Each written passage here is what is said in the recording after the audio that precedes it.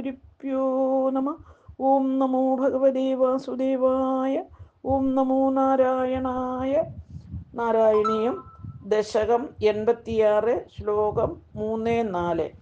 പീതാംബരം കരവിരാജിത ശംഖചക്ര കൗമോദഗീ സരസിജം കരുണാസമുദ്രം രാധാസഹായമതിസുന്ദരമന്ദഹാസം വാതാലേശമനിശം ഹൃദി ഭാവയാമി. ശ്ലോകം 3. ക്ഷിപ്ത്വാ സൗവം ഗദാചൂർണിതം ഉദകനിദൗ മങ്ക്ഷു സ്വാല്യേഭി ചക്രിണേ ഉത്കൃത്യേദന്തവക്ത്ര പ്രസവം അഭിപദൻ അപ്യമുഞ്ചൻ ഗദാം ദേ കൗമോദക്യാഹരയാസൗ അഭി സുഹൃതനിധിചൈദ്യവൻ പ്രാപ്ത ഐക്യം സർവേഷാമേഷ പൂർവം ത്വയി ധൃതമനസാം മോക്ഷണാർത്ഥോപധാരഃ. അന്വയം അർത്ഥം.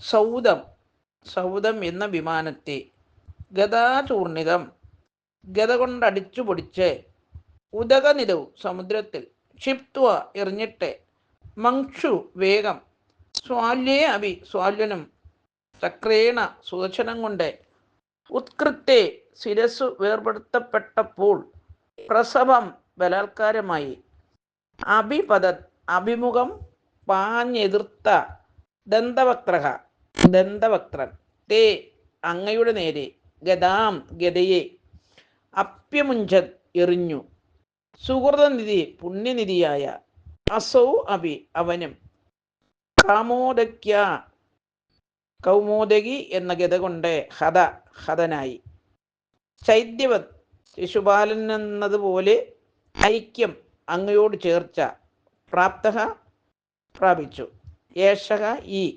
അവതാരഹ അവതാരം പൂർവം മുമ്പേ ത്വയി അങ്ങയിൽ ധൃതമനസാം വയ്ക്കപ്പെട്ട മനസ്സോടു കൂടിയവരായ സർവേഷാം എല്ലാവരുടെയും മോക്ഷണാർത്ഥ മോക്ഷണത്തിന് ആയിക്കൊണ്ട് ഉള്ള മോക്ഷണ ലക്ഷ്യമുള്ളതായി ഭവതി ഭവിക്കുന്നു. ഹരിവു.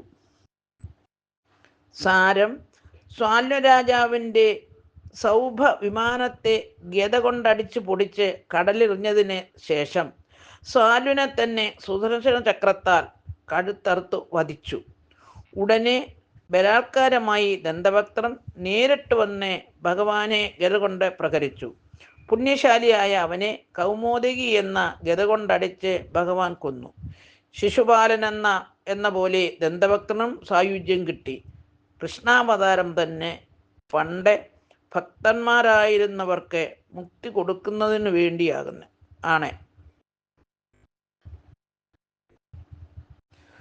ഓം ഗുരുഭ്യോ നമ. ഓം നമോ ഭഗവതേ വാസുദേവായ. ഓം നമോ നാരായണായ. ശ്ലോകം 4. തുയ്യായാതേ കില കുരു സദസി ദൂതകേ സംയതായാഹ ക്രന്ദന്ത്യയജ്ഞസേനാ സകരുണ അകൃതാച്ഛേലമാലാമനന്ദാം അന്നാന്താ പ്രാപ്ത സർവാംശജമുനി സകിത ദ്രൗപദീ ചിന്തുദോധ പ്രാപ്ത ശാഖാന്നം അശ്നൻ മുനിഗണം അകൃത തൃപ്തിമന്ദം വരാന്തേ. അന്വയം അർത്ഥം. അഥ പിന്നീട് ത്വയി അവിടുന്ന്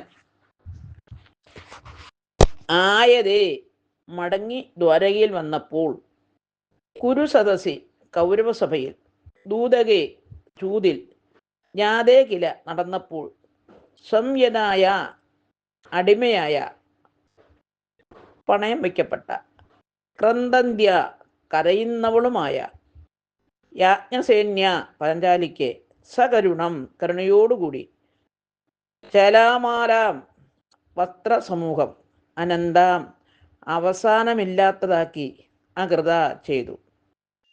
അന്നാന്തപ്രാപ്ത സർവാംശജ മുനി സഗീത ദ്രൗപദി. ആഹാരത്തിന് ശേഷമെത്തിയ ദുർവാസാവ് മുനിയിൽ നിന്നും ഭയന്ന ദ്രൗപദിയാൽ ധ്യാനിക്കപ്പെട്ടവനായി പ്രാപ്തഃ വന്നിട്ട് ശാകാന്നം ഇലക്കറി അശ്നൻ ഭക്ഷിച്ചു. മുനിഗണം മുനിസമൂഹത്തെ തൃപ്തിമന്ദം തൃപ്തന്മാരാക്കി അകൃതാഹ തീർത്തു. ഹരിയു. സാരം, അവിടുന്ന് ഇന്ദ്രപ്രസ്ഥത്തിൽ നിന്ന് ദ്വാരകയിലേക്ക് പോയ അവസരത്തിൽ യുധിഷ്ഠിരനും ദുര്യോധനനും തമ്മിൽ ചൂതുകളി നടന്നു. ശകുനി കള്ളച്ചൂതാടി യുധിഷ്ഠിരനെ പരാജയപ്പെടുത്തുകയും തൻ്റെ സർവസമ്പത്തും തുറന്ന് അനുജന്മാരെയും ഭാര്യയെയും പണയം വയ്ക്കുകയും ചെയ്തു. ദുശാസനൻ പാഞ്ചാലിയെ അന്തഃപുരത്തിൽ നിന്നും വലിച്ചിഴച്ച് രാജസഭയിൽ വെച്ചു വസ്ത്രാക്ഷേപം നടത്തി. ഭഗവാനെ ഭക്തിപൂർവ്വം ധ്യാനിച്ചതിനാൽ പാഞ്ചാലിയുടെ അരയിൽ നിന്നും വസ്ത്രം മാറ്റാൻ കഴിഞ്ഞില്ല. അത് കഴിഞ്ഞ് ദുര്യോധനൻ ദുർവാസാവിനെ കാട്ടിലേക്ക് അയച്ചു. പാഞ്ചാലിയുടെ ഭക്ഷണം കഴിഞ്ഞതറിയാതെ മുനിയെയും ശിഷ്യന്മാരെയും യുധിഷ്ഠിരൻ ഊണിന് ക്ഷണിച്ചു. കുളിക്കാൻ പറഞ്ഞയച്ചു. പാഞ്ചാലി വിവരമറിഞ്ഞ് ദുഃഖിതയായി ഭഗവാനെ പ്രാർത്ഥിച്ചു.